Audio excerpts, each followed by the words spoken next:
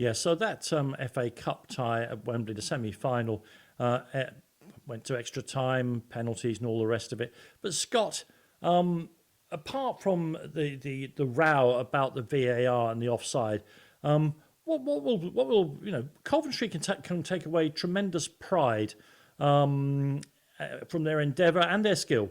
What will Manchester United's players, and more importantly, Manchester United fans, take away from the fact that they threw an FA Cup final, but they also threw away a 3-goal lead against lower league opposition?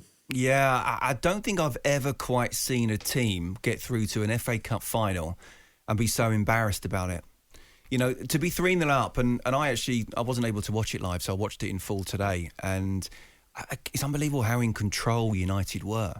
And then suddenly it's 3-1 and it's 3-2. And you can say what you like about the goals, they sort of came out on nothing, but still the top teams are able to, whether it's against the Coventry or whether it's against the Premier League side, they're able to control the game and have that game management. And the fact that we've been saying this so much about United this season, I mean, I've been saying about Chelsea a lot this season, but those two teams are very similar.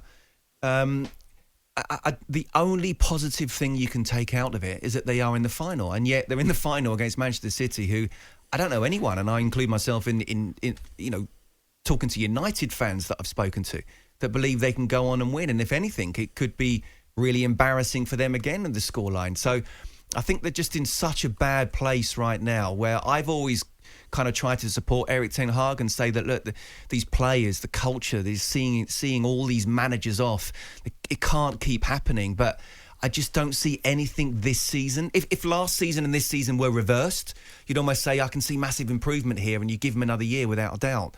This year they've gone backwards so much that I just feel it's going to be very difficult for Erik ten Hag to be the Manchester United manager next season, whatever happens in the final.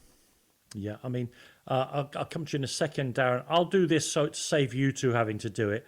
I am definitely not the celebration police, nor am I the fun constabulary, but Anthony cupping his ear after the season he's had, whether it was to the Coventry players, whether it was to the Manchester United fans, get over yourself, mate.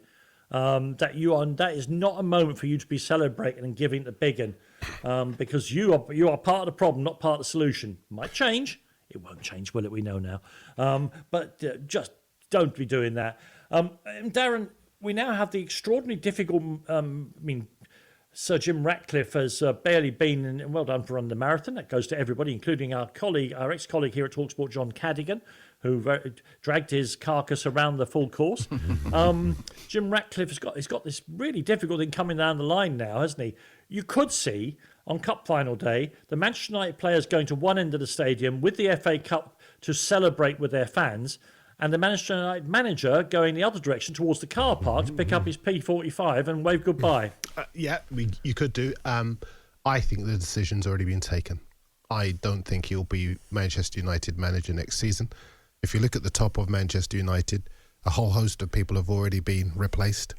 Omar Barada's coming. The sporting director has been replaced. The technical director has been replaced. You don't make all of those changes and not have in your mind an intention to replace the manager as well. Do you know the new manager's going to be, Darren? You don't have to tell me. Just tell me if you know. I have an idea, but I don't know. It's not based in any kind of fact. But we are preparing. You've got 2.5 hours to get it out of him now, Danny, haven't you? Yeah.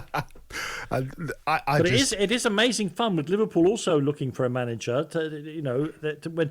Obviously, when Jose Mourinho turns up at a football match in England, everybody's got their. Well, these days you don't make a noise with your typewriter. They've got their mobile phones going clack, clack, clack, clack, clack. They're reporting back to people like Darren and what's going on. I agree with you. I think he's probably already a dead man walking. Yeah. Look, players. Scott, players motivate themselves to some extent, they should. but yet they should, and I agree with that. But they've always got the excuse once the manager is on the way.